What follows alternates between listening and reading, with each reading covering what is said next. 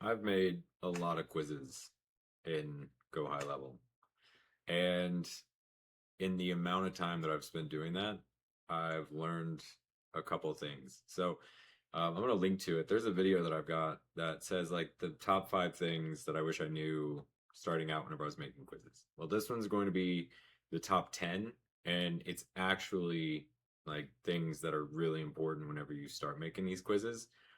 So we're just going to get right into it. Number one is do not save whenever you are filling out the entire quiz design.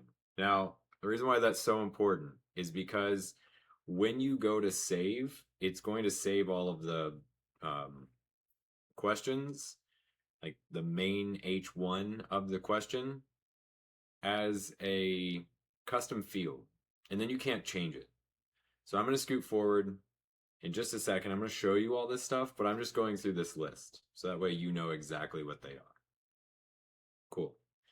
So the second most important for me is having this quiz connected to an automation that turns the person who submits the quiz into an automatic contact.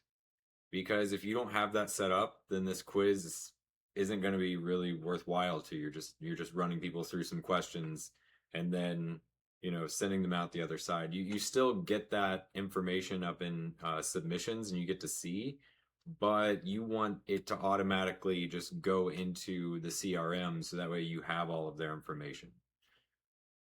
Number 3 on my list is using the footer HTML and the custom CSS because that's going to give you the opportunity to do some really cool stuff, such as the loader screen.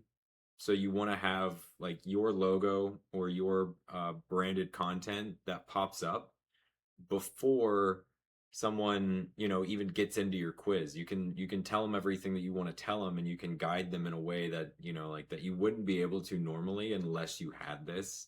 And there's other stuff that you can do, like so many of your problems that you're gonna face you're actually going to be able to solve within the custom footer HTML and the um, custom CSS. The way that you're going to find that is you see those 2 little buttons up there where they like look stacked. Click on that, click on advanced, go down, you're going to see custom CSS, you're going to see footer HTML. Both of those are going to be empty, right? So, you write your code, you throw it in there, and there's tons of stuff you can do, in regards to like the code itself that you're building. um, I think we're on number 4. The fourth one that I would say that's most important for me is understanding how and why businesses are going to buy this in the first place. It's a lead generation. That's what you're doing with these. If you're doing it correctly, right? Like you are putting their business on the map in regards to a premium user experience and lead generation. Like I don't know if you've seen, I don't know how long this video is going to be up for. Maybe it's years, maybe it's months. But right now, like the thing that I see a ton of ads for is ManyChat and ChatGPT or like Claude or like like any AI, or there's tons of businesses that are trying to sell like AI type stuff, and I don't know how this is going to age. I'm personally thinking it's going to age poorly because I'm already over it. I think it's nonsense, like I don't know. Anyways, that being said, I'm not trying to keep this negative. I'm just trying to chat with you guys. So whenever you go into automations, you can like connect someone's business to like their Instagram, their Facebook, TikTok has one as well. Those 3 things are 3 other pipelines for lead gen, right? Like you have phone calls, you've got ads on Meta or like wherever it is that they run ads. They can run they can still run print ads actually, like on billboards, which you would throw a QR code on and then send them through this. But what it all comes down to is having that automation where whenever people engage, they can be sent through the quiz, and the quiz prospects shows a great user experience, like really high quality luxury user experience, and then they get sent through the the contact gets added into the CRM, so then you're getting tons of leads. You also know what they are. Are they hot, cool, warm, cold?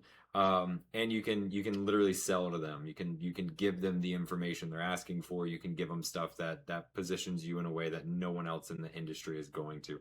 Okay, number five. Number five. This is really important.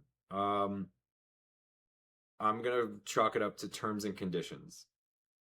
Your terms and conditions, if you are taking people's phone numbers, better be correct. Come correct or don't come at all. You go to your privacy page, and your terms and conditions page probably just says terms or something like that. And you write out to the max, like, save yourself. This is the biggest thing you can do, because if you start texting people with these numbers that they're giving you, and you didn't, like, all you did was just have like a simple opt-in or a simple like tiny amount, lawyers come after you. I'm not saying that to scare you or to say it's going to happen. It might not. It might not. I hope it doesn't. But protect yourself, because it's not worth it. Number 6 is actually embed the quiz on a landing page, like in a funnel, because you want to have your logo or their logo behind it, and you also want to have a custom domain just for the quiz. It's going to make it look really premium. That's like a part of the user experience. It's really important and really easy to get done. Very simple. And I think it's really valuable if you do it that way, like if you actually set it up. All right, number 7. Number 7 is, if you have a lead magnet on your landing page, like on your main homepage, do not have the same landing page that you send people to through the quiz. And what I mean by that is, how do I put that? I worded that wrong. You are going to have people who go through social media to get the lead magnet and whatever else, right? So then they end up somewhere. They go through the quiz, and then they go to the landing page. Well, what's going to happen is, through that system, imagine like two, system A, system B. System A is they go through social media, do the process to get the lead magnet because they want it, which is the quiz. They end up on the landing page, right? If they go through that, you don't want them ending up at the page that's going to trigger the pop-up, which is for the lead magnet capturing people who went through this experience. You don't want that, because then they're just like going back through the quiz. It makes it look really amateur, really like, what is happening? You need 2 landing pages. That's going to be my number 8. You want to have the product that you're selling, or that's what's happening on the landing page, make sure it's a global product, so that way any page that you have it on will trigger the same things, and it'll all be connected within, GoHighLevel. If you don't know any of this stuff, then obviously you should buy PrettyQuizCodes anyways, because you'll get a free quiz from myself, and you'll get access to all of the stuff I'm describing with like the quiz builder and everything else. But if you don't know how to do any of this stuff, then you'll have access to that because it's all within the snapshots and stuff. But you want to make sure it's a global product, because if it's a global product, it's not going to give you any of the issues and the headache that you might have dealt with. And I know this sounds like, well, I came here for quiz examples. Like, I came here to learn more about quizzes. What are you talking about? So for number 10, I will say that for number 10, within GoHighLevel for the quizzes, because I want to end on the best one. If you are still in this, you're getting the best tip. I don't know if that's exact. I don't know if I'm allowed to say that on YouTube. But if you're still here, the biggest tip that I can give you is that if you're designing a quiz and you don't take care of this glitch that happens inside of every quiz, then you're going to be having an issue. And it's the double back button glitch. I named it that because I wanted to give it a name. Basically what happens is that whenever you put the HTML in there and you click next, there is a certain amount of time where within the standard quiz, that if say you've coded something, you didn't do this right, you didn't know to look for it, there is a certain amount of time where the user can click around, get like a little squirrely and they click and they're like, oh, no, no, I didn't mean to do that. And they click something else.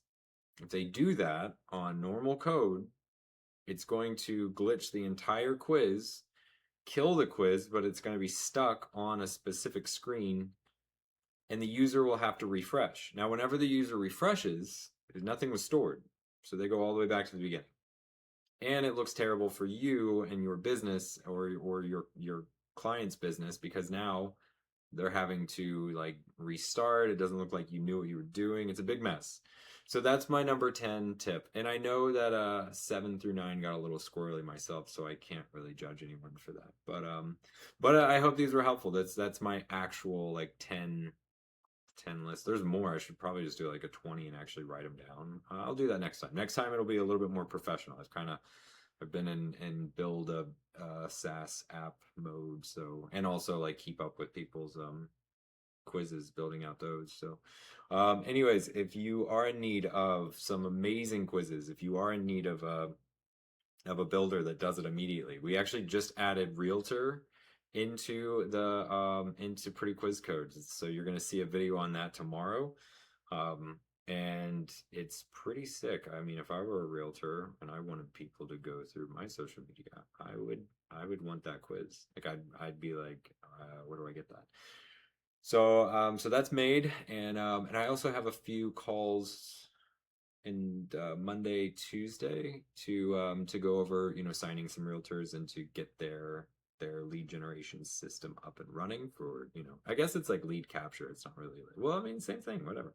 Um, anyways, hope this was helpful. And if you do have any questions, feel free, reach out. All right, peace.